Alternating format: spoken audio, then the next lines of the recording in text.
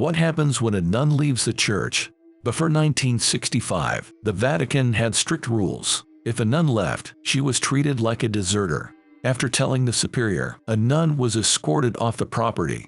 This happened late at night or early in the morning. She could not contact her sisters anymore.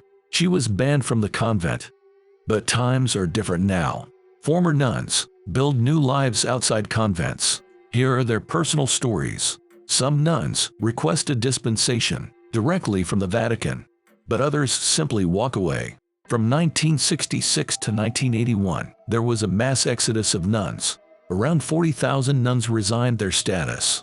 Ex-nuns describe different experiences. Nancy Bancroft became a nun in 1966. After 7 years, she left to have a family. She felt women outside had more freedom. Bancroft experienced culture shock.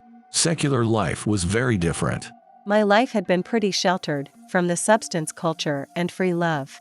Patricia Dwyer became a nun in Pennsylvania in 1972. She joined a convent at age 18 in the 1960s. She was inspired by civil rights and social justice. In 1990, Dwyer left the order and came out as gay. She admitted this truth to her mother. Dwyer left the Catholic Church in 1991. Dating and meeting women were new for her. As a former nun, relationships were intimidating. Dorothy Donnelly was also once a nun. She left her order and now promotes sexual spirituality. Donnelly believes celibacy vows can be dishonest. She says sexuality is a gift, not a sin. She has even spoken at her former convent. Nuns take vows of poverty, chastity, and obedience. Convent life lacks material possessions and money. When nuns leave, many struggle with finances. Mae McGovern in Canada helps dropouts adjust. She assists former nuns with rent, work, and bills. A large number of Catholic nuns leave the church to find love. 2 former nuns in Italy did this. Federica and Isabel met while working at a rehab center as nuns. They fell in love with each other. To be together, they had to leave the Catholic Church.